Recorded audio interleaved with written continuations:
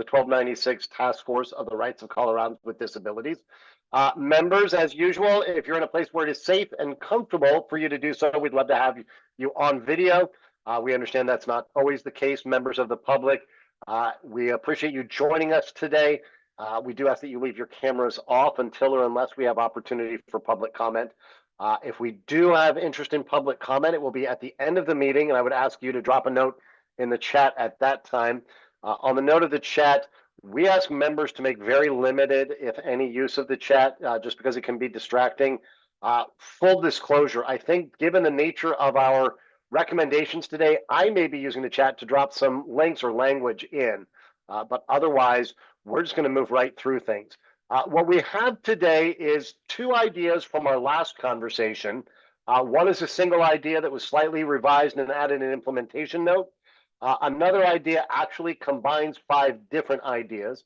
So we'll spend a minute on those two. And then we have 9 ideas that we have not yet worked through. If you're on the Google Doc, you'll see I dropped in a note from one of our members, Cassidy, and a note from Dola. We'll get to those at the time. But otherwise, I'm going to move us through with pretty intentional speed and direction through this. If I start talking over you, though, or through an idea where you want to pause and make sure there's discussion, just wave your hand at me or come off mute. Otherwise, I'm going to keep us moving along. What we'll do is on the first couple of ideas, we're going to go straight to consideration of them since we've already discussed them. On the other ideas, we'll have time for discussion in front of each of them. Before I just start us, does anybody have any questions about the plan for today? Okay, then we will go to our last few ideas from our previous conversations. This one is one idea. It was idea 8, which now reads, established within an appropriate division of state government, an accessibility navigator position or office to provide technical assistance to property owners seeking to comply with requirements and meet greater standards of transparency of the availability of accessible housing. The office would also perform the roles of our earlier idea, which was relating to development approvals and building permit applications where no individual performs that function.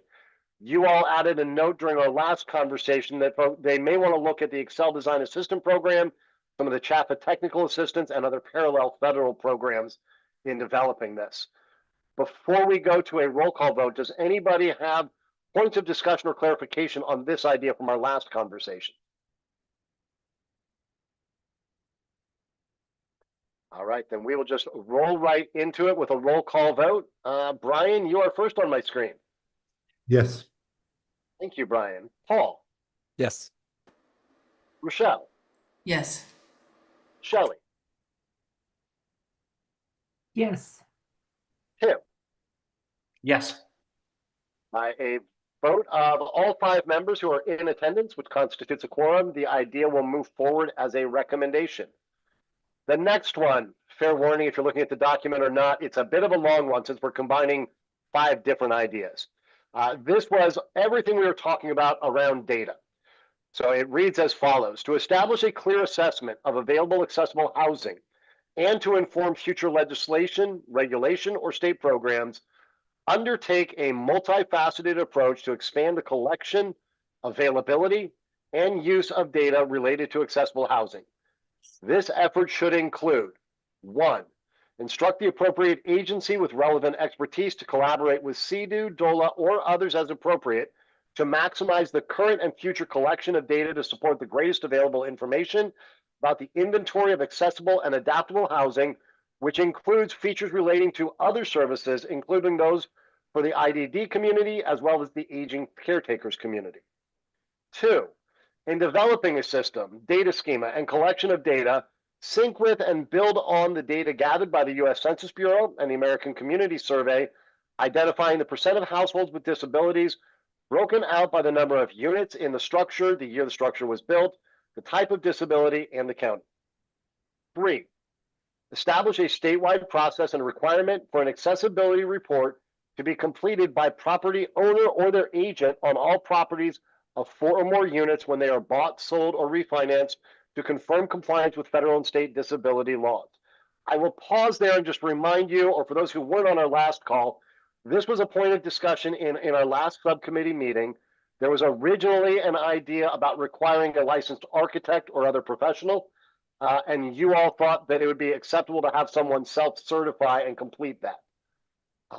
Item 4, review existing state systems, services, surveys, and other instruments of assessing housing features and housing needs to ensure the inclusion of the accessibility features and needs of properties and individuals by zip code, city, county, or other geographic identifier.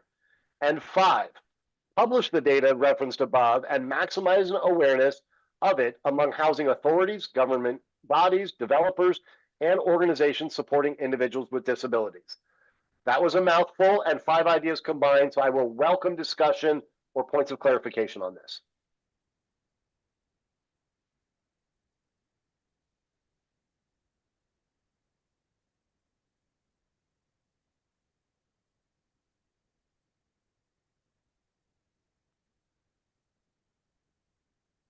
If there are no questions, are we okay to go to a roll call vote? Eric, I have just one Please. total, this is just a total wordsmithing thing.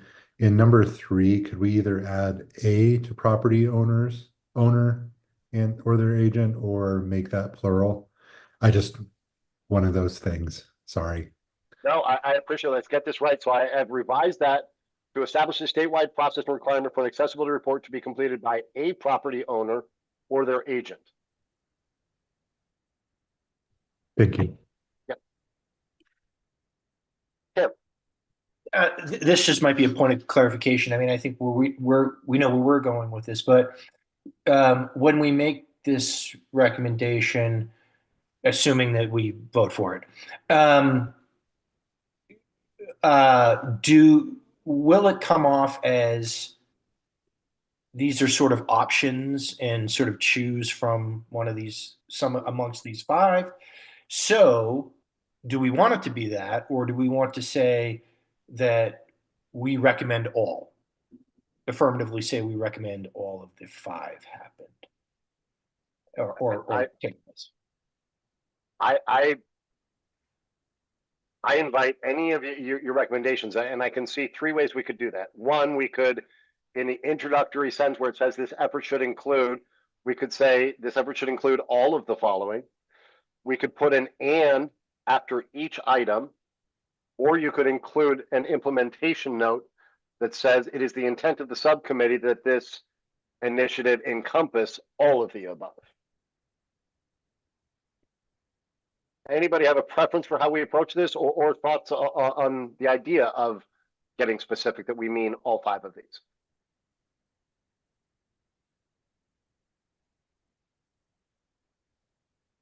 Tim, do you have a, yeah, Tim.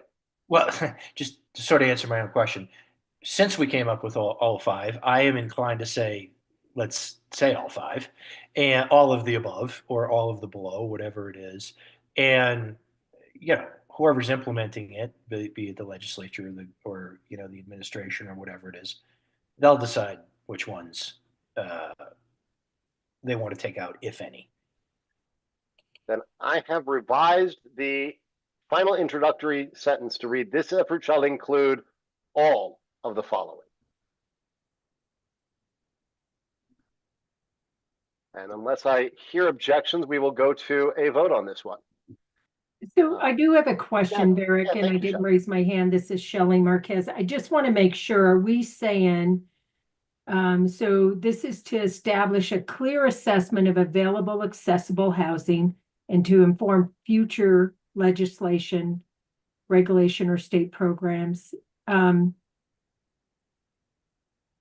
We're asking for the expansion of collection of data. Is that correct? Yes. Okay.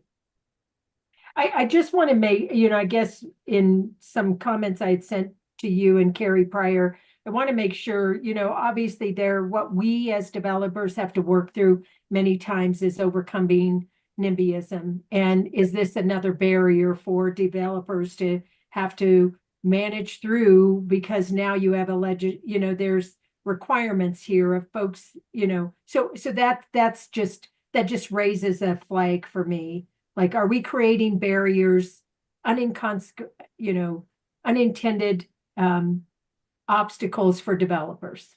Shelley, what if we added an implementation note specifically addressing that? That in considering any future requirements or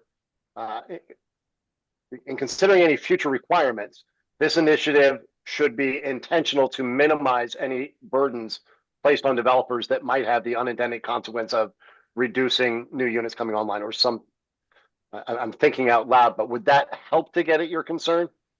I think so. I think it would be like, and maybe it's affordable housing developer, because we're looking at, if I go back to the purpose of this committee work is to look at how to increase affordable, attainable housing. And so, you know, being able to put that in there, I think would be, so that's the concern I have. Like, whatever we are recommending, does it create another hurdle? Because it's already challenging enough.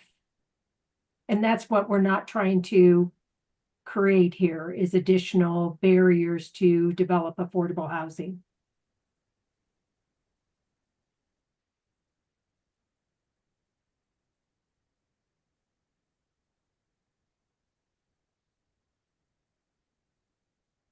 So, and tell me if this language is acceptable if we want to tweak it. I just added an implementation note that in advancing these efforts, attention and consideration should be given to minimize any requirements that could have the effect of reducing new inventory or that establish undue burdens for developers.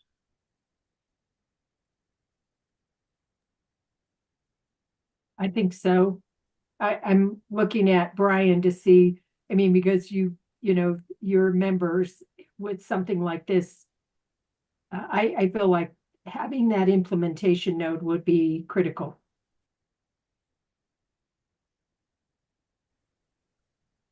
I agree, Shelley. I think, yeah, that's a good flag, and I think a good way to go about it is to just talk about, you know, that this is maybe, you know, what it gets at is that this isn't incumbent on the developer to complete all this whole process before something can move forward. But you know, we want to, I think the ultimate goal of collecting the data is what's important.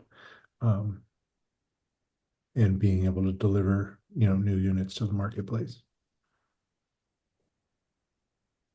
And certainly, and we'll cover this at the end of the call, but we're going to invite members of the subcommittee to engage with the exec committee when they have questions or go to deliberate and contemplate any changes to the recommendations you put forward. So with that, I will go to a vote unless somebody waves at me. Getting none. Tim, I'll go to you first. Yes. Shelley. Yes.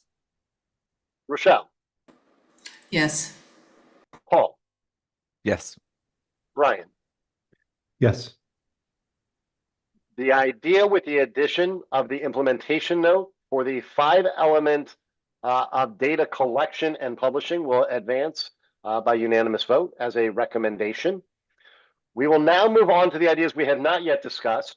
What I will do is read them and offer the opportunity for anyone to offer questions or points of clarification.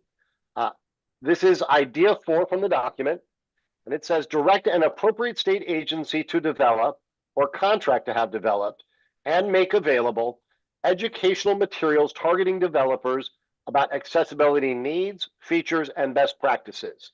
There's a note.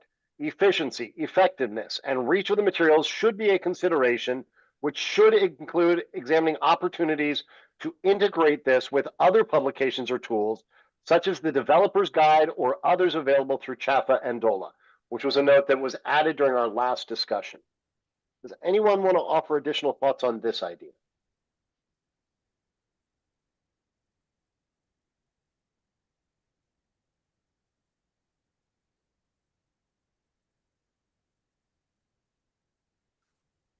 Do I have anyone who would like to raise their hand and a concern before we go to a vote on this then? Don't let my pace prevent you from weighing in. If at any time you want to offer thoughts or have discussion, please pause the voting and we will do so. Shelley, you're coming off mute. Do you have please? I am. And I apologize. I wasn't at the last committee meeting, but I did share some comments Barrick with you and Yep. Carrie. And I think what I was just, I know in California, they have a volunteer structure around accessibility certifications from state certified as access specialists. And what we're hearing from our team there, it's difficult to find and CAS willing to handle resident projects. So it's, I think that was that is a concern, like, so, I guess that is a concern that I just raised. So we're saying here,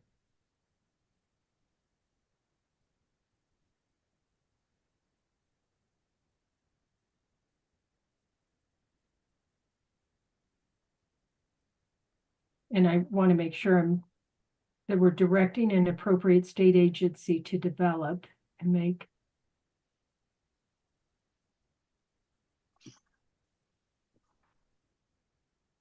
You know what, this was for a different, I think my comment was on something else. I thought so, but Yeah, sorry, okay. Eric. No, not at all. No, and I appreciate you flagging it.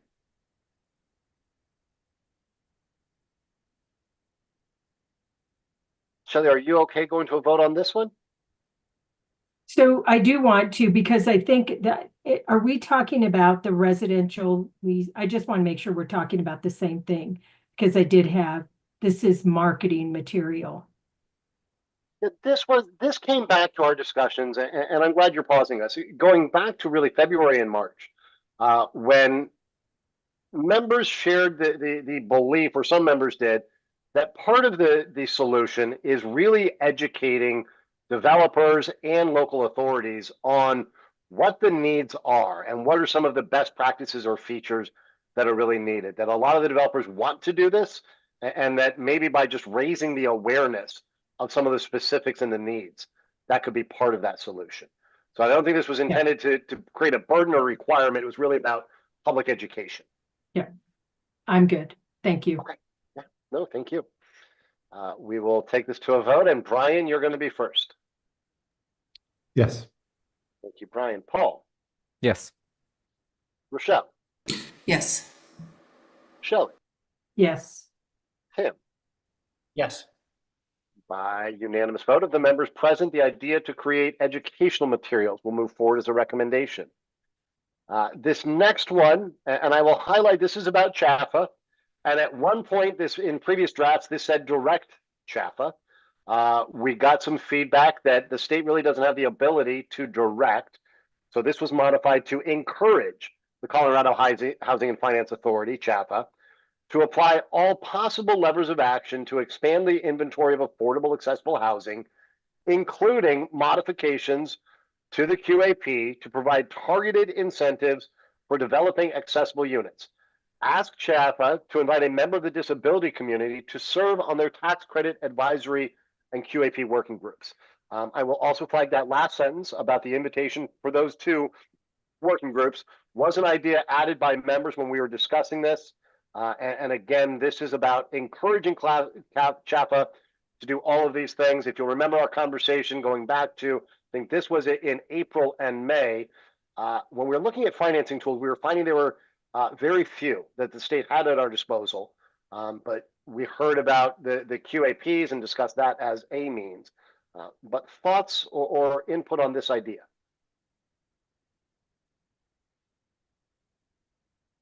Tim.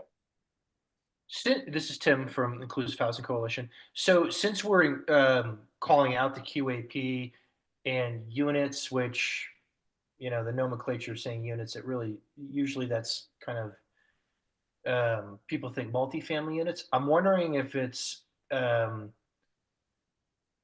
possible to include something that just talks about single family residential, which might go also towards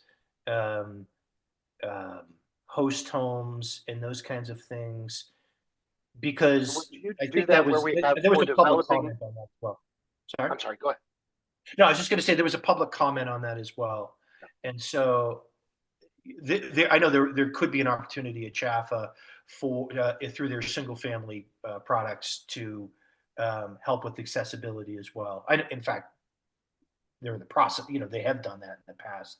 So I think it might be worth calling out.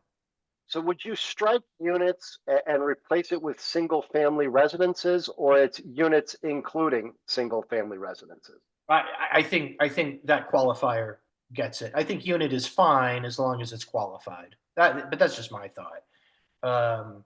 I mean, you could, use the word homes as well instead of units. I mean, there's a lot of kind of different things you could use, but I think that's getting there. But So if we just go with incentives for developing accessible single family homes.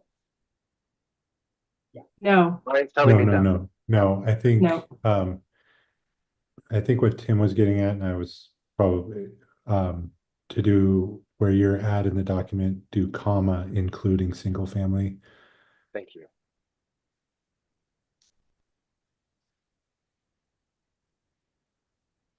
Second, For developing accessible units, Tim, is that what including you were trying to say? well, I would not to get like too in the weeds on this, but I might just qualify it a little bit further and say developing or financing, including financing of single family homes, which is really more on language Jaffa does. Homes, and possibly even, and this is probably for the committee, but not only the financing of single family homes, but maybe the modification of single family homes.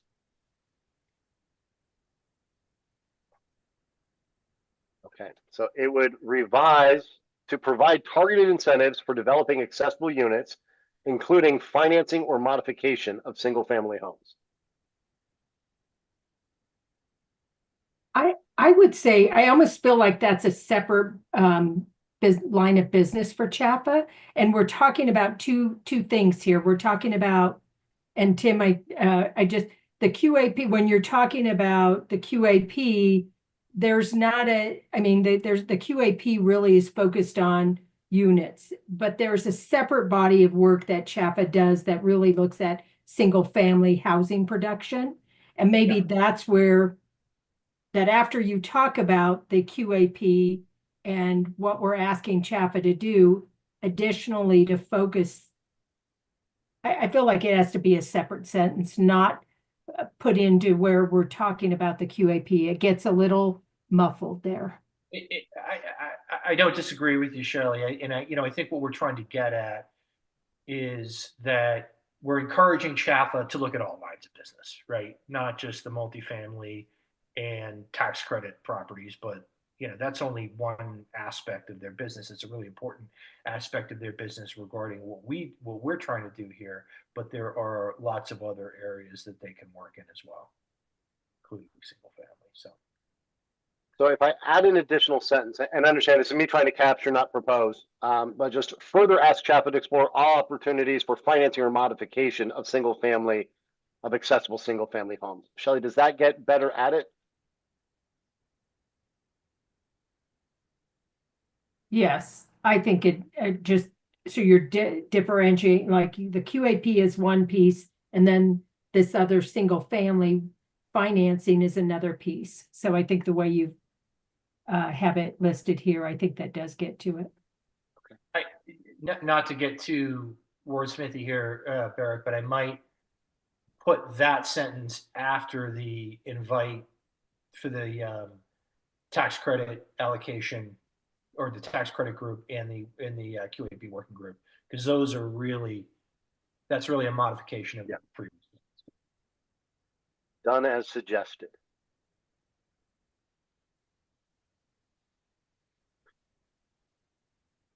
Okay, with the addition of this, asking Chaffa to explore all opportunities for financing or modification of accessible single family homes, we will now go to a vote on this, starting with Brian. Yes. Paul. Yes. Rochelle. Yes. Shelley. Yes. Tim. Yes. Thank you all. By unanimous vote of the members present, the idea will advance, and we will go to the next idea relating to MIHA. And as you all may recall, we had conversations about MIHA, one being relatively new and somewhat limited in the scope of what has been done to date and where they focus their time. But the idea is to direct the Middle Income Housing Authority, MIHA, to leverage Colorado Housing and Finance Authority, CHAFA, QAP adjustments, and any other authorities it has, including elements of bonds issued, to promote the development of additional accessible housing. Discussion on this item. Brian. I will preface this by admitting that I have a hard time understanding the whole understanding all of what MIHA is, but I don't think there is a connection with the QAP. The QAP is for LIHTC and for state credits, Yep. and MIHA doesn't interface with that except for with the new middle income housing tax credit program, which there isn't yet a QAP type document for. They're working, CHAF is working on that. So I'm just yeah, if sorry, I'm flipping back and forth from the video to what you're working on. So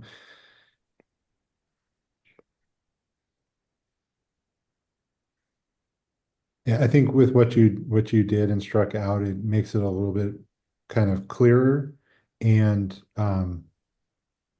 it allows for enough flexibility that they can use the resources at their disposal. Thank you. So the idea we are now going to discuss would be to direct MIHA to leverage any authorities it has, including elements of bonds issued, to promote the development of additional accessible housing. So Barrick, oh, Tim, you No, follow. go ahead, Sean. Shelley Marquez, Mercy Housing. Where we say promote, to me it seems, I mean, our goal here is to really create. Should we go with support or drive, expand? What? I don't know, part of me is like, if you have access to bonds and you're developing housing, it's to develop additional accessible housing resources. So let me ask you, do we want to say including elements of bonds issued to incentivize the development, or to require? I didn't. Do you want this to be a requirement, or do you want them to be incentivized? Let me go to Tim and then Rochelle. Well, I think we fall on the same. This is Tim from the IHC. I think we have the same issue that we had with Chaffer, which is that the MIHA, although essentially, I guess, run by ODIT, is its own separate authority. And so I think we want to encourage and not direct, because I don't think we can, or I don't think anybody can. But yeah, I think it's the same thing. It's okay, MIHA, you have certain powers, right, at your disposal to create middle income units. Therefore, include accessible units in that, in the execution of your duties. So Rochelle, I'll go to you with yet another revision, which would be encouraging MIHA to use any authorities it has to expand and incentivize the development of additional accessible housing. What are you thinking, Rochelle? To replace the promote with the word prioritize, it might just expand and incentivize, but to prioritize the development. How do folks feel about that? Use any authorities it has, including elements of bonds issued, to prioritize the development of additional accessible housing.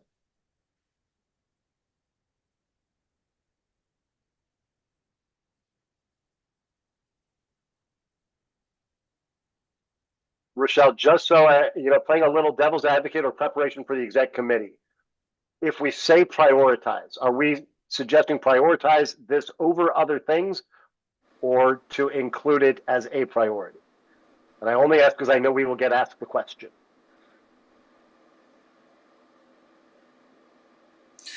I would say that if you've got two projects in front of you for bond, and one is accessible housing and one doesn't, the prioritization would be automatic. It would receive some sort of preferred status. Okay. And I think there's a lot that can be sorted out in implementation. So I appreciate you answering that.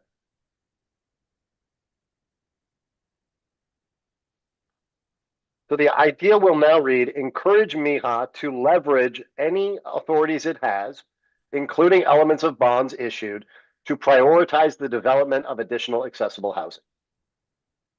With that, we will go to a roll call vote on this one. I will mix it up, and Rochelle, start with you. Yes. Shelley, Yes. Tim, Yes. Brian, Yes. Paul. Yes. By unanimous vote of the members present, the idea to encourage MIHA to use its authorities to prioritize development of additional accessible housing will move forward as a recommendation. We move next to an idea relating to DOH and DOLA. This comes, as you may see, with a note that I received directly from the ledge director and liaison at DOLA. The idea was to direct the Division of Housing to analyze and report to the governor and legislature on opportunities to leverage Prop 123 funds to increase the inventory of accessible housing. And without offering a support or oppose, they wanted to share this note that DOLA and the Division of Housing receive 40% of the Prop 123 funds, and that DOLA DOH are limited statutorily to fund only homelessness activities and home ownership programs. Due to the limited nature of our funds and the fact that we only receive 40% of the funds, the whole picture will not be provided by them undertaking this.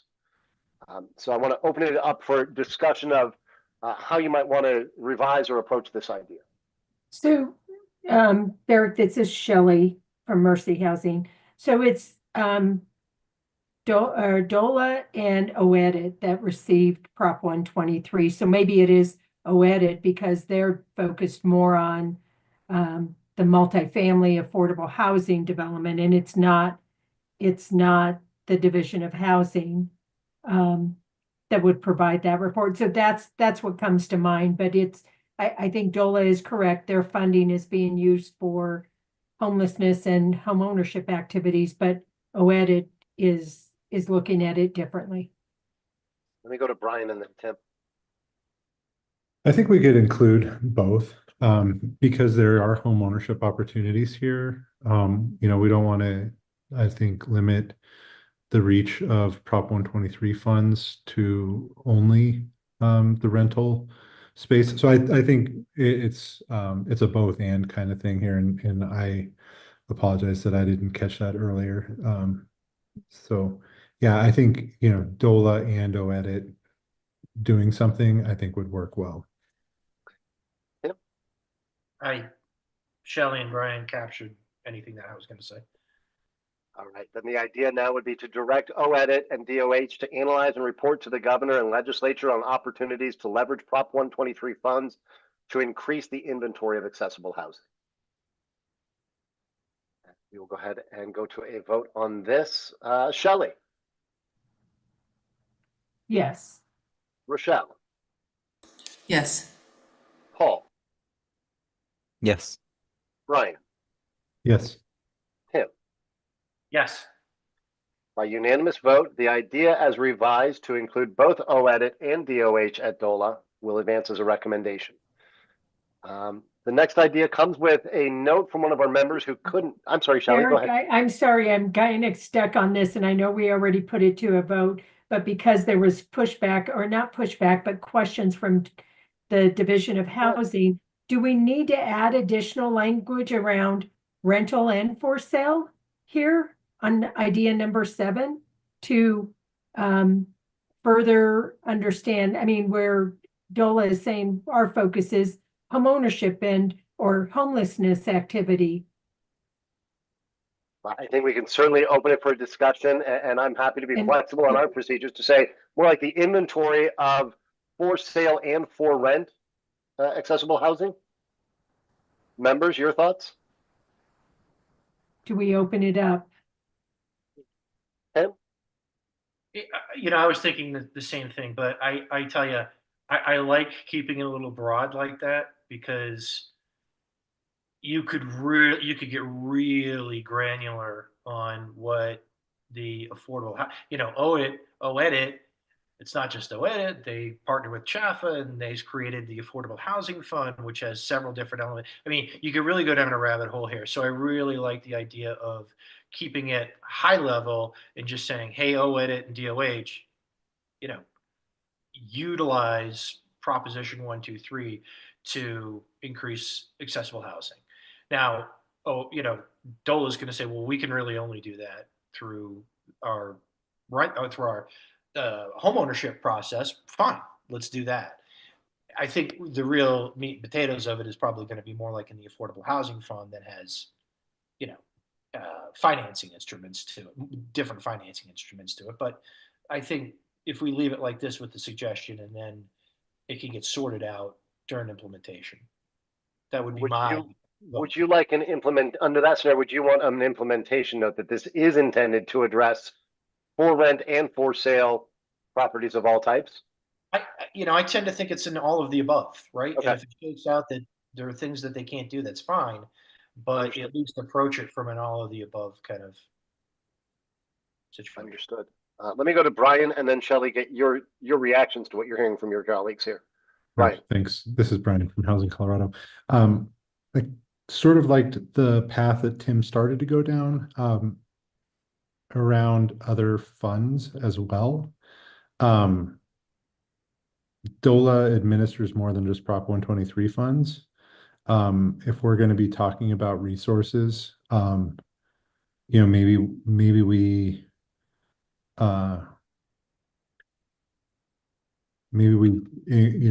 broaden the scope of that so that so that we're talking about all the financing options for affordable development that's happening in the state. I don't know. I know we kind of voted on it already, but I appreciate going back. I'm sensing a lot of members want to have some discussion, so I just put in the document to leverage Prop 123 and other available funds. Shelley, what's your thinking here? Here are a couple of your comments. I would agree with what's been added, and I apologize that I opened it up before. I hesitated before voting, and I just needed to come back to that to make sure we were clear on what we're asking OEDIT in Division of Housing, and I like what's been added. Because to Brian's point, there are a lot of other resources that our developers use for affordable housing, and we should be able to capture that. Okay. Then our idea that we will vote on now, Carrie, I'm going to ask you to scratch the previous vote tally based on overall member consensus here. The idea now reads, direct OEDIT and DOH to analyze and report to the governor and legislature on opportunities to... Tim, did your hand go up on me? I'm sorry. I didn't mean to interrupt you mid-flow there, Barrick. But I'm just... Do we want to tweak based on that? Do we want to tweak the language? The only thing we're asking OEDIT and DOH to do here is analyze and report. Not really to do anything, but just to analyze and report. And I guess they could analyze and report it and say, no, we're not going to do that. So do we want to make something that is more affirmative to, or maybe not, is what we're really getting at here is just look into it and report to the governor or the legislator, or do we want them to, as we said above with MIHA, to say, encourage them to, I'm not sure exactly what we said, but the gist of it being utilize those resources for accessible housing. And maybe that's just parsing it too much. Well, I think they would be very different tactics here. As written, you're right. This is simply telling them to report back to the legislature and the governor, who would then, in theory, have to direct them to do something with that data. Or we could add the action to this of, based on identified opportunities, encourage OEDIT and DOH based on identified opportunities to undertake all possible steps to utilize such funds to expand the inventory. And I'll leave to the group whether you want this recommendation to be about a report that would require somebody to direct further action, or if you want them to be directed to report and take action.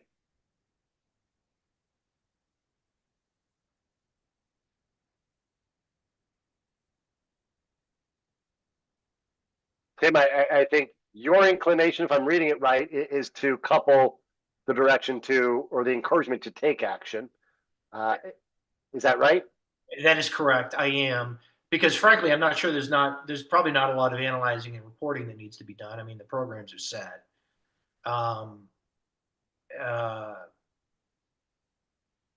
So it's really just about utilizing those resources towards increasing units for accessible housing.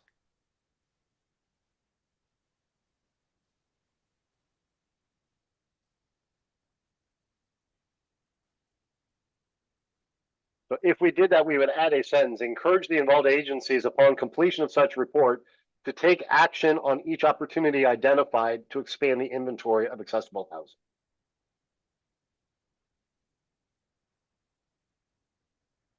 Or I invite better iterations of that if folks have an idea.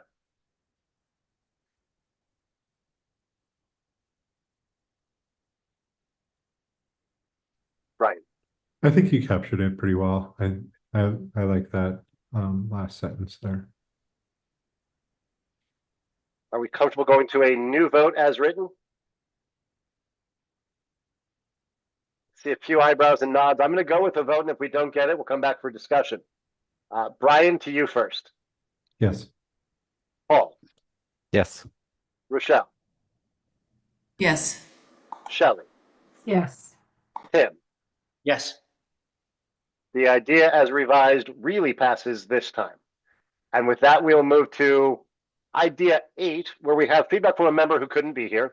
The idea says direct all appropriate state agencies to examine opportunities to expand requirements or incentives for and general awareness of universal design principles.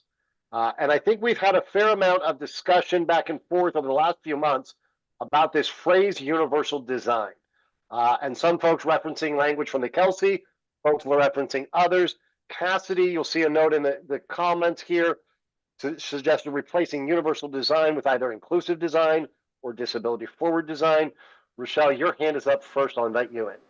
Thank you. Rochelle Mitchell from the ACCIL, Association of Colorado Centers for Independent Living, had a chance to float this in front of the board for the ACCIL, and it was widely agreed upon that cross disability design or disability forward design would be the preferred type of language so that all disabilities were considered. Paul. Can we expand this idea to request they define or scope what we mean by this? You are the members. You can revise and expand however you would like. Yeah. So we can have, for general awareness of disability forward design principles, we could add including examples and definition of. Yeah, to the furthest extent or whatever. Yeah.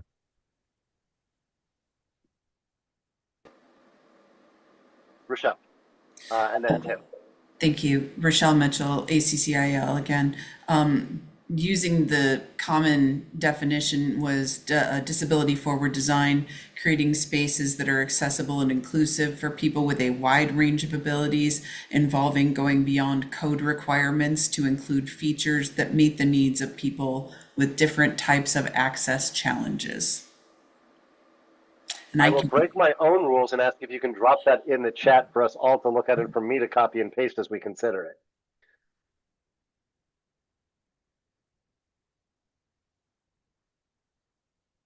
Tim, while she does that, let me invite you in. Yeah, I agree with all that. And I like better having this wording rather than universal design, which is hard to pin down. It means different things to different people. What I'm wondering if it's worth mentioning that there are, to the discussion about the Kelsey, that there are different, and they're not the only ones out there, but there are some established guidelines out there, like for green building, there's enterprise green standards, and there's LEED, and there's so on and so forth. Is it worth mentioning that there are established, I don't know whether or not, I can't say whether or not they're industry adopted yet, because I don't know that, and I doubt it. But there are examples out there that can be leveraged. And I'm more, we're sort of making this point, all different sorts of disabilities, right? Not just mobility disabilities, but cognitive disabilities as well. I'm wondering if it's worth putting that in there, mentioning that as well, because a lot of time design tends to connote physical accessibility, but there's sensory and cognitive disabilities as well. I'm wondering if it's, I would put it to the group whether or not it's worth mentioning that.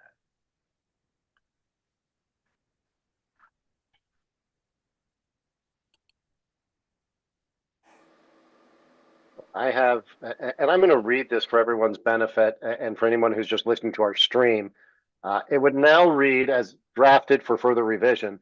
Direct all appropriate state agencies to examine opportunity to expand requirements or incentives for and general awareness of disability forward design, a way of creating spaces that are accessible and inclusive for people with a range of abilities. This involves going beyond code requirements. Apologies, I'm just editing in real time. This involves going beyond code requirements to include features that meet the needs of people with different types of access challenges, such as vision, hearing, mobility, height, and cognitive access. This examination should include review of established design principles or examples in use.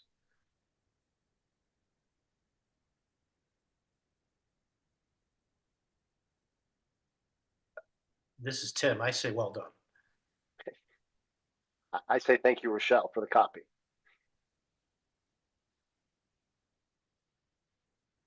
Shelley, did you want to weigh in on this?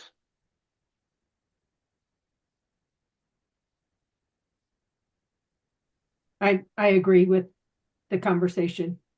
Okay, then I will go to a vote on this revision. And Rochelle, thank you for grabbing us that language. I think that adds a lot of clarity. Brian, to you first. Yes. Paul. Yes. Rochelle. Yes. Shelley. Yes. Tim.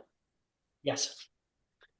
Thank you all very much. By unanimous vote of the members present, this idea, as significantly revised to get more clear, will move forward to promote disability forward design. We go now to idea number 9. We have this and 3 after it. Idea 9, direct an appropriate office, potentially DOH, Division of Local Government, Division of Local Affairs, CHAFA, or other office. And we can contemplate whether we need to include all of these examples only to follow it with or someone else. To coordinate and oversee the development of a centralized resource for involved stakeholders, including developers of for sale and for rent properties, architects, contractors, engineers, zoning authorities, and other local oversight entities, to expand awareness and utilization of all available programs, including but not limited to LIHTC, MIHA, Prop 123, CHAFA, and other funds. And again, this goes back to our April conversation when we were really talking about, does everyone know about all of these different programs? And is there a benefit to an educational or public awareness campaign targeting those that are either overseeing development and approvals or those doing the development?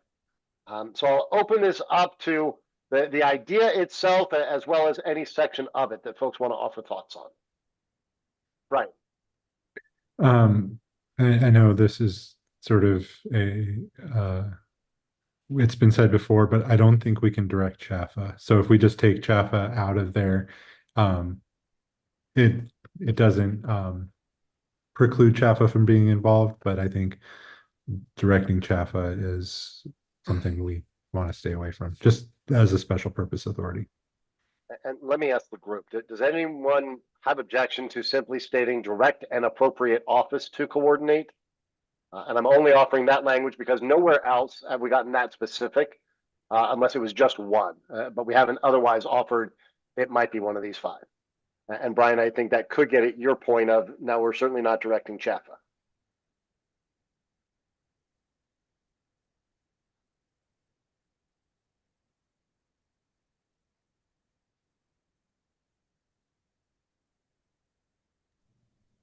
So Barrick, this is Shelley again from Mercy Housing. A question that comes to mind, I know we're making recommendations, but what's actually allowable in a budget is a different conversation, right? That the executive committee will have to say how much of this can actually be implemented. So that's what gives me pause when I think about what we're asking here. Yeah. And I'm going to be, this is as good a time as any. I was going to do it later. I think we need to be aspirational while being honest about what the state of Colorado's fiscal condition is. The governor's budget had to cut, I believe it was 687 million from the previous budget. This is going to be a tight fiscal year. My hope and my understanding of the administration's hope is that what comes out of all of these subcommittees and the executive committee is a long-term strategy and plan. And Shelley, I'm raising that here because I don't know if this is one of the things that could get the funding this year, or if you name it from this subcommittee, and if it's not able to get funded this year, it becomes part of a 2-year or a 3-year strategy that when those funds can be identified. But you raise a good point that someone's going to have to decide to prioritize where to spend funds on what will end up being some 50 plus recommendations from 4 subcommittees. Tim. I wonder if it's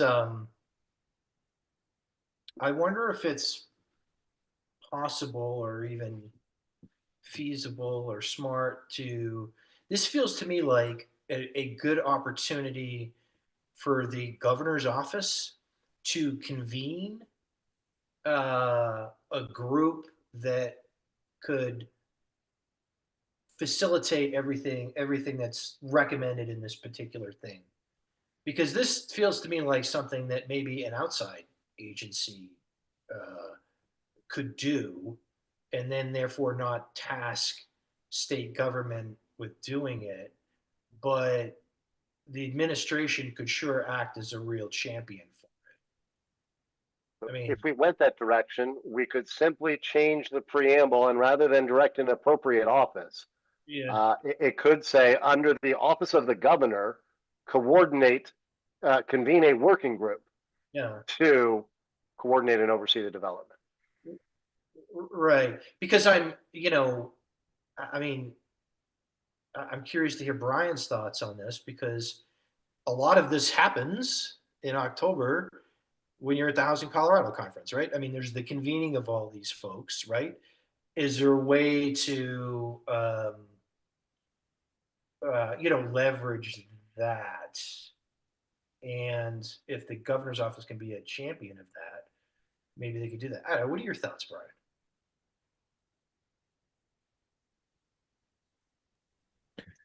Yeah, I think, sorry, and this is Brian with Housing Colorado.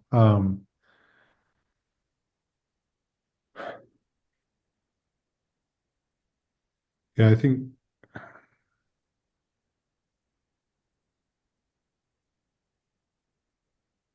sorry, I'm trying to read through what Barrick's doing. Well, I think there are opportunities for convening. I think, yeah, like you said, our conference is one opportunity, but we're also happy to help the office of the governor convene a group that is going to have some sort of ultimate outcome in mind. I think that's the important thing, is if we go that direction, yeah, to have that outcome ahead of them, that vision of what they're supposed to do or come up with. Yeah, I would agree, Brian. This is Shelley. And the governor's office has brought together housing stakeholders in the past to really talk about strategies for affordable housing development across the state. So it could very easily be something similar to that to develop a strategy and work plan. Again, I don't want anyone to take my language as anything other than trying to pull the threads that I'm hearing. But what that would look like then would be to, under the office of the governor, convene a group of subject matter experts to develop to develop a strategy and work plan for the development of a centralized resource for involved stakeholders. So we're shifting it from state agencies and offices to the office of the governor convening these subject matter experts. Tip. I might not keep it to, I like using the word stakeholder better than subject matter experts, because I could see several legislators that might be interested in participating in this as well. Sure. So, and as well as, members of the public or whatever. So I think that what we're trying to get here is like a central repository of all this kind of information and those kinds of things, which probably goes back to one of the earlier ideas. But I think this is a good opportunity for the office of the governor to be involved in something like this, and maybe even if it's just like kicking it off. But it'll, at the very least, it'll bring the conversation up to that level. But I wouldn't want to keep it just to sort of the usual suspects. Yep, understood. And I would say that there's going to be work to be done either by the exec committee or the legislature, or in this case, the gov, in determining who those individuals are. But now it would read, under the office of the governor, convene a group of stakeholders to create a strategy. I'm just correcting my own language, to create a strategy and work plan for the development of this centralized resource.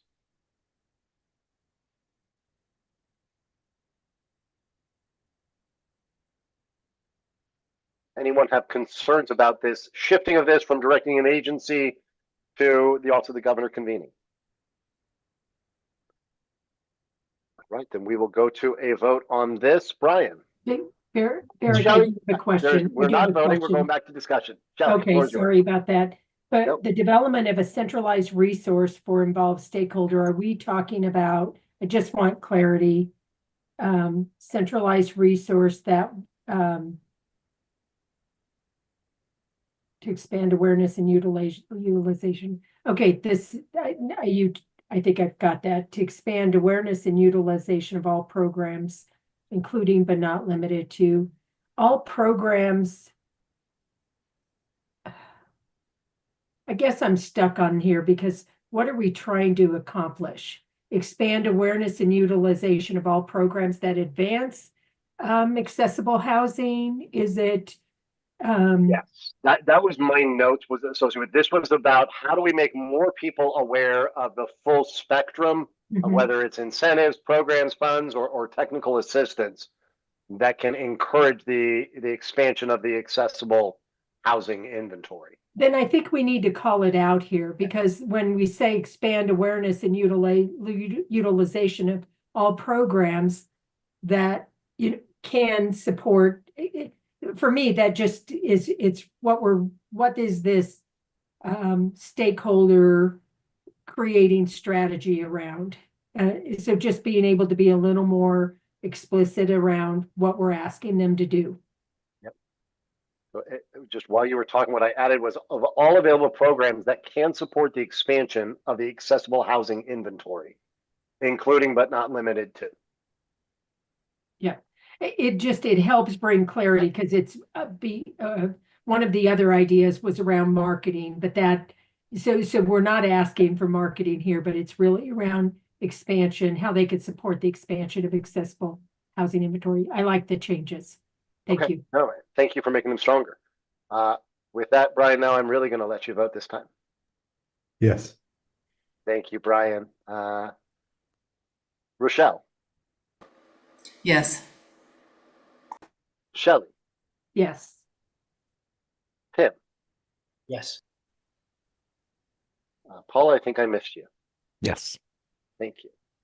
I'm managing multiple spreadsheets as we're going through this, so I appreciate the patience. That idea by unanimous vote of those in attendance passes, and we move to our final three ideas. Idea 10, encourage the Colorado State Legislature, the executive branch agencies, and oversight boards to explore opportunities to incorporate incentives to establish pilots to incorporate accessible inventory into construction defect efforts. This was with reference to such as right to cure, granting of first rights, etc. Paul, if my memory serves me, this may have been one that you had weighed in on. Do you want to offer any thoughts if I'm correct? Yeah, I think I may have offered previous thoughts. I I think it's close. If I do anything, I understand its intent. I just don't know if somebody who doesn't understand the intent, if there's gaps in that. Do you have suggestions?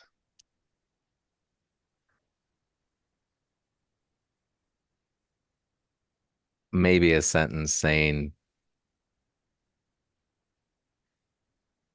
um,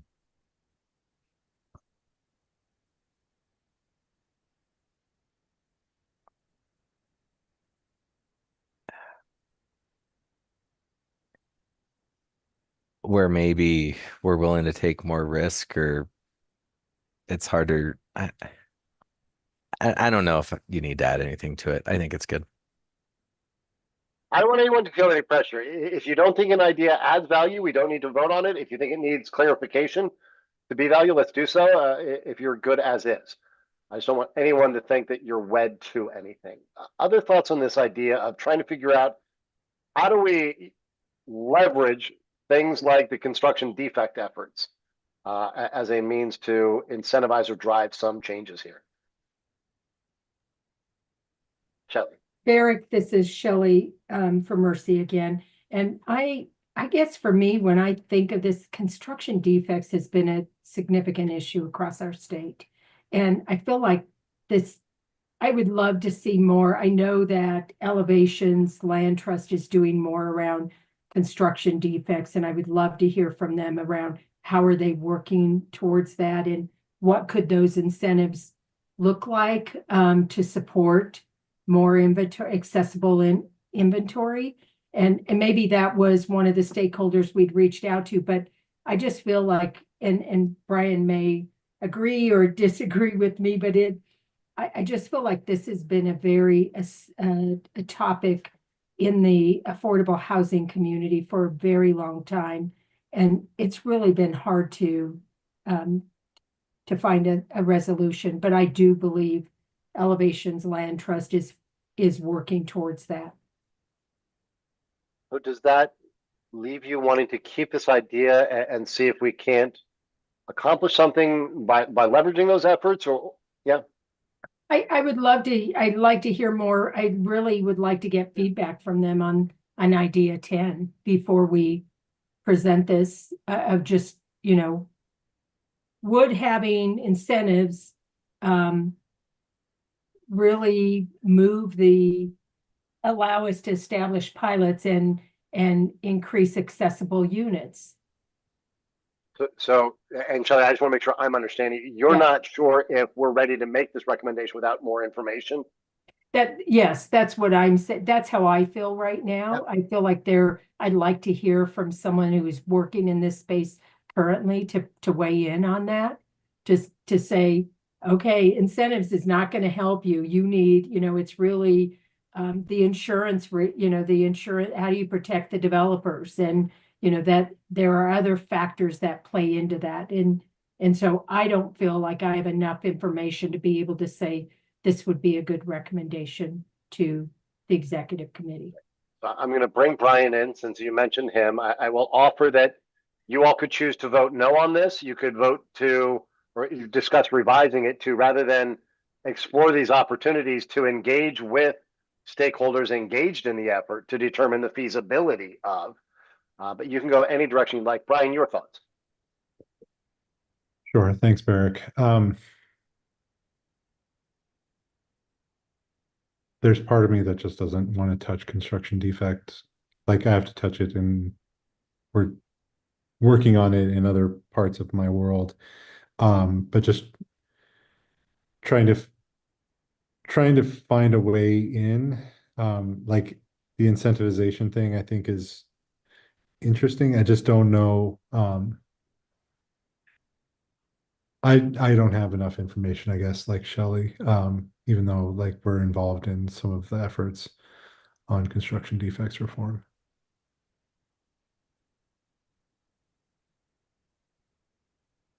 Tim, you're off Sorry mute. not to Did you say have a a, lot and be helpful. Tim, did you have a thought? My only thought on it is, I don't think that construction defects conversation it's not going anywhere anytime soon. And it's so I don't it. I'm sort of inclined to be with Shelley and Brian to think that it are we really offering something that is feasible in this, where the discussion on construction defects is right now. And the other thing I think is that, we've got a lot of really good suggestions. And so I think if is as much as this would be great, if I were gonna be forced to take one out, it might be this one. Again, without me suggesting how anyone should vote, I will tell you other subcommittees have had a similar conversation where they've said we have all these other ideas. I think this one is not the biggest value add, so I want to vote not to include it as a recommendation, with the clear note that voting not to include it as a recommendation is not voting against the concept. It's just we're choosing not to put our limited capital behind this idea. Any other thoughts? Okay, because we did put it out there to the public as an idea, we do need to take a vote. And again, this isn't a vote of we like this idea or not. It's a vote of do you want to make this a formal recommendation going forward? So with that, Shelley, I will go to you first. No. Tim, No. Rochelle, I'm gonna have to take my colleague's lead on that and say no. Paul, No. Ryan. No. By unanimous agreement of the group, with a note of acknowledgement of the complexities of construction defect and that there are others working on this idea will not advance as a recommendation. We move now into our last two ideas. Idea 11, direct appropriate state agencies to examine the opportunities and considerations of allowing developers to opt to build subject to state code rather than local building code, if doing so would reduce burden and bring more accessible units online in shorter timelines. Note, this is intended to mirror current options primarily for modular housing and exist as a parallel option rather than replacement. I will just flag that if you looked at the public comment, there were questions of what code are these local folks adopting that would be different and what would be the advantage here. I don't offer that with any type of judgment or waiting on it. I just want to make sure that you all had seen that and would welcome thoughts and discussion on this option you all identified of. And as I recall, going back to the conversation in May and June that surrounded this, it was about, are there delays and could you bring more on by availing them of a different path for approval?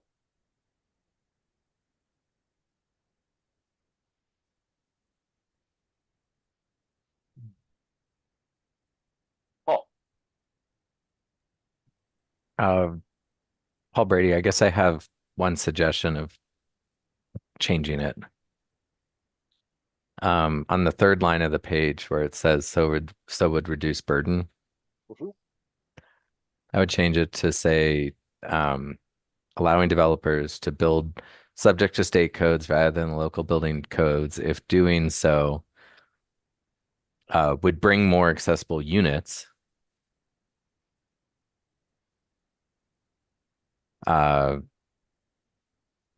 Based on amendments, I guess, based by introducing amendments to the code.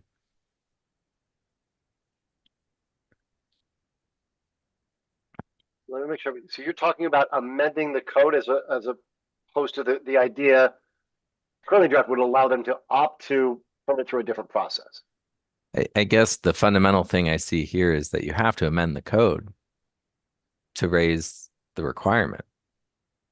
Otherwise, it doesn't create new affordable, accessible housing units.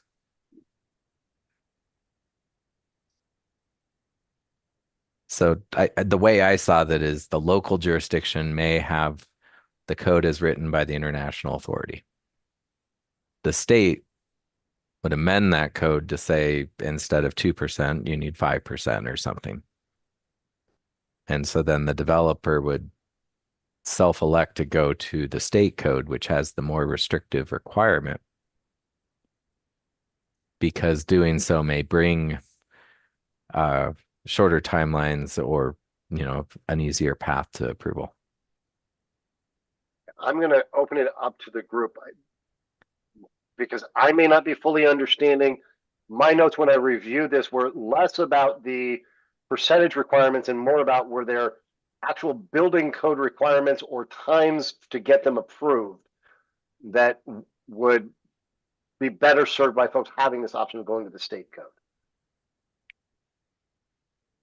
Yeah, Eric, I'm trying to get my arms around this too, because if you think about it as a developer, you're working in city and county of Denver. You're working with that point person there to kind of move forward in a quickly. So are we saying you could do that? And some cities have really created a fast track for developers to be able to move their project along. Are we saying they'd have a choice to go that route or to go with the state and they wouldn't have as many hurdles? Or is this just for modular housing? I'm No. unclear about the two. So it's very much not for modular housing. That was just a reference point a member raised. This conversation based on my notes was actually the opposite of the situation you described. If you were building, I don't want to pick on someone, so I'll just call it Maintown out on the Eastern Plains, and they had particularly stringent code that they had adopted that was different or took more time than what it would take to build to state code. The developer would have the option of opting for the state code rather than that local building code. That's as written. And then that city, okay, I just have a follow-up. I know there's some questions there, but then that city would follow, are they adverse enough in what the state code is? Do we feel comfortable that we're putting out recommendations that whatever county, city, state you might be in, or county or city, I guess is the best, that they would understand what that code is? Or does it create, again, I'm thinking, does it create additional hurdles for if you're working with a very rural county that says, I don't know state code, I know our code, but I don't know state code. And so, does that delay it a little bit more? That's what I'm curious. I think that's a question for the group. I think we are also talking about local control dynamics. Rochelle, I'm going to invite you in, and then I'm going to ask all of the group this same question. Is this a problem that needs to be solved for? What is the problem we are solving for here? Rochelle. I was just going to ask Paul if he could expand on that, because what he was saying is really kind of echoed in the survey comments and the public comment. And I didn't know if he could maybe clarify a little bit as to what it should look like or suggest it could look like. Yeah. So the state code and local jurisdictions all adopt the international series of codes. So 1,000 pages, it's the same starting point. Local jurisdictions amend it more heavily than the state does. Denver, for instance, has a much more stringent, sustainable suite of codes, with energy and green roof, et cetera. The state doesn't have that. To my knowledge, nobody really is heavily amending the accessible section of the code. So in the context of providing more accessible housing, I was assuming that the state would amend the code to have a more stringent requirement on accessible housing. And then based on timing, all these other factors, whoever self-selects to go the state route for whatever factor does so, but it increases the amount of accessible housing because they're now going that route, applying to that higher bar. And Paul, without at all weighing in on that as an idea, it is not what this idea as drafted was getting at. And I think then we need to get to your original point, some of the comments about it's the ICC that gets adopted. Is there something fundamentally different between a state code or permitting process that is different from locals that warrants this idea or recommendation? Are we solving something in the barriers to expanding the inventory of affordable, accessible housing by allowing people to go through a state building permit and code process rather than local? Yeah, Paul. I guess the two things I think it could solve is one, maybe the state code mirrors UFAS. So it adopts that higher standard so that we would be providing accessible housing and equivalency with UFAS. And two, the state may be able to have resources or a clearer path to get your permit. In our practice, we've seen the ability to get through the state process faster than local jurisdictions.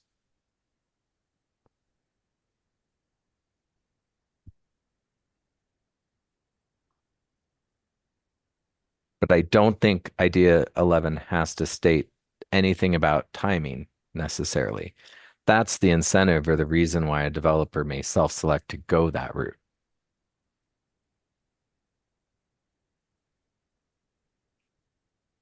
There's other reasons. It could be consistency. If somebody builds in Boulder. So just for clarity, so are you suggesting strike, and I apologize, Paul, I'm just watching the clock and we have about 12 minutes to get through two ideas. I welcome everybody sticking along, but are you suggesting we strike the in shorter timelines? I don't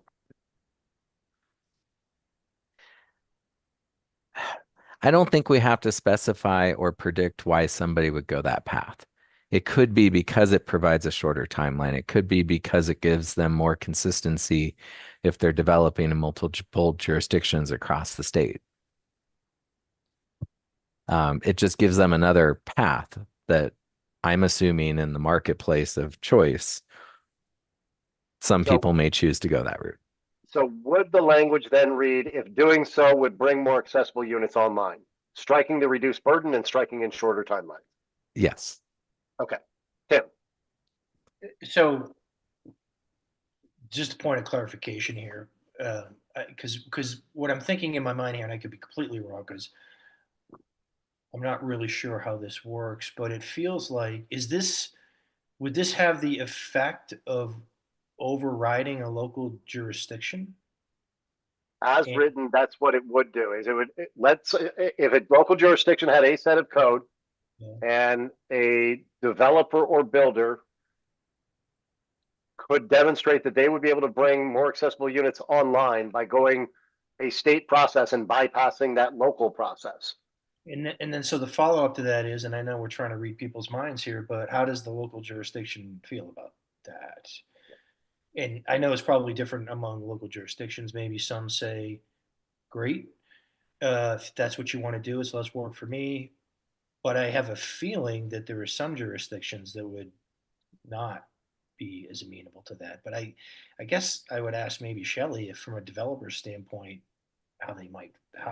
what their experience might be with a local jurisdiction and them being willing to sort of give up that control. I am concerned about that, managing relationships, whether it's with local jurisdictions or state, when you opt to not go with state or local and go with state, does that, because a lot of times what the those local jurisdictions are also providing soft funding for deals. And so, does that prohibit a developer from being able to utilize those resources if you opt out of the local jurisdiction codes versus state? So those would be things that I would want to understand a little more, because that could be problematic when you see the gap in financing a lot of the developments. It's significant, and not having the support from a local jurisdiction is problematic for a developer. Because of our time, I'm going to allow one more minute of discussion, and then we are going to need to vote one way or the other. Paul, you have a comment? I guess just a few quick responses. One, currently, if you're doing modular, you're already going to the state. So this process already happens. Two, if it's a choice and the state's tossing money in on their project, you would just elect, I think, to go to the state path if that brought benefits there. And to Tim's point, yes, communities like Denver that have made a priority to increase the sustainability requirements. If there wasn't equally restrictive requirements in the state code, they would get, those projects wouldn't meet the city's goals. And I do, as we go into a vote, and I'm sorry, I do have to just limit discussion because we've got one more. I want to point out that this does not direct this to happen.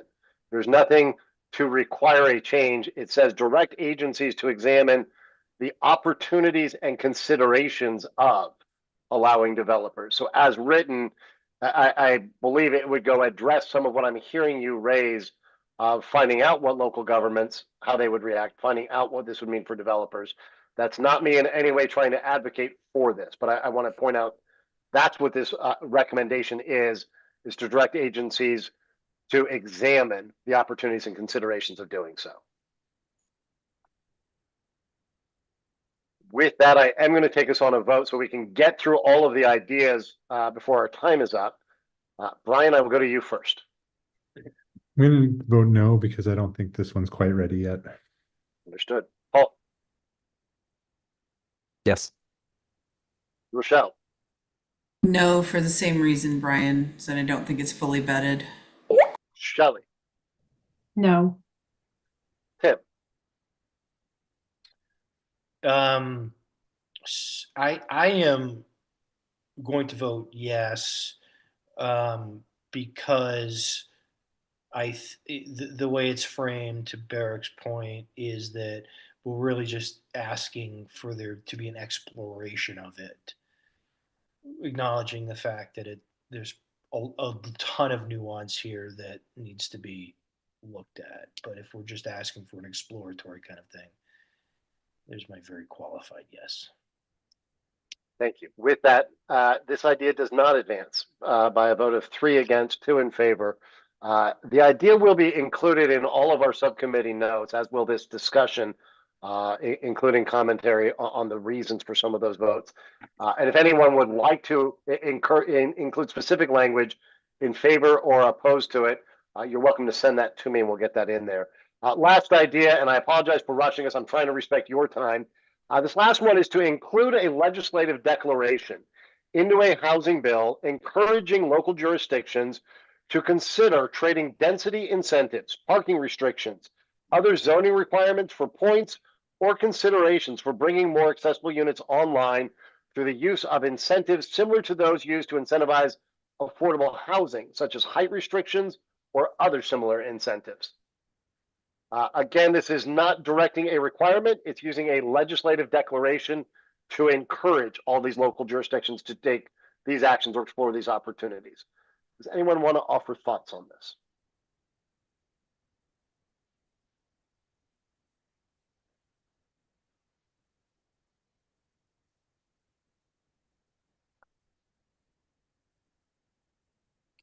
Seeing and hearing none, I will go straight to, yes, Tim. I'm sorry, just a No, point of clarification. Is there, does there need to be a housing bill to make a declaration? Or can a declaration be made without there necessarily being a bill attached? Does anybody know? I certainly don't.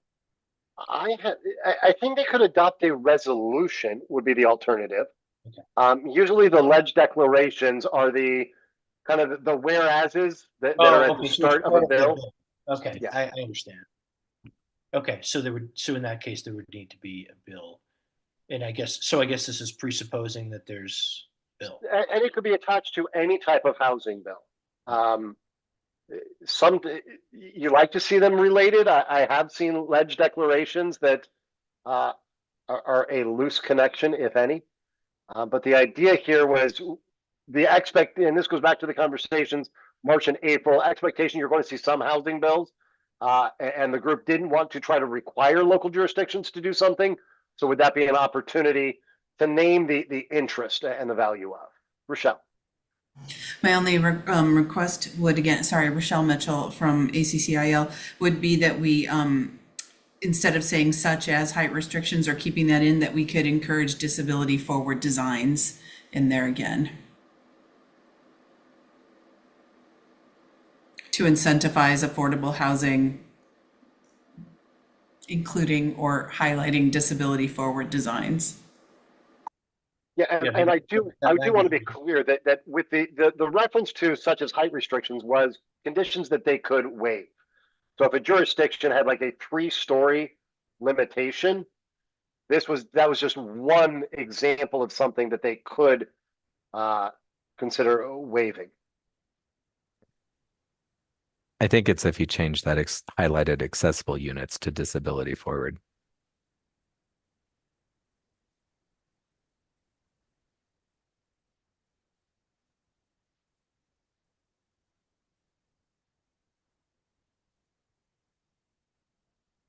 So disability forward housing. Is that what you're saying, Paul?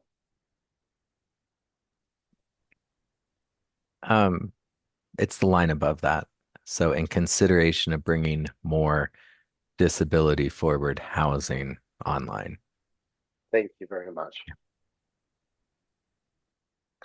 Not to parse it too much, but is it disability housing or disability forward housing, or is it disability forward design of housing? The definition is design, disability forward design, or designed.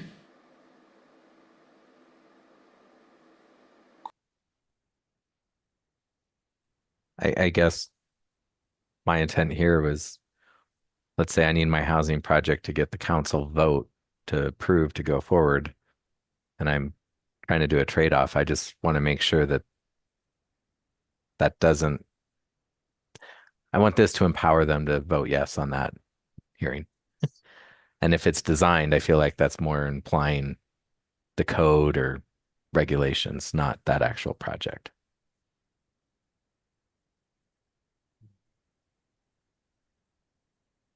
Paul, I'm not sure I'm following what language you would suggest then.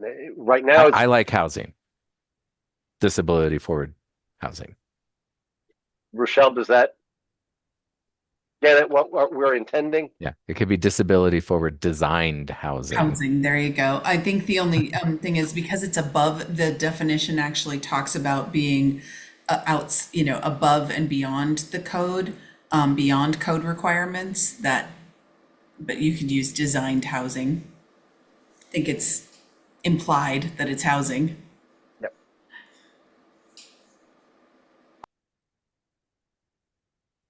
So we'd now be talking about encouraging local jurisdictions to consider trading density incentives, parking restrictions, and other zoning requirements for points or considerations for bringing more disability forward designed housing online through the use of incentives.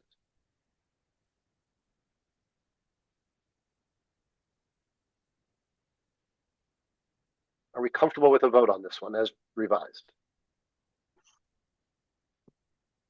I will go to a vote, but at any time wave at me and we will engage in discussion. Brian.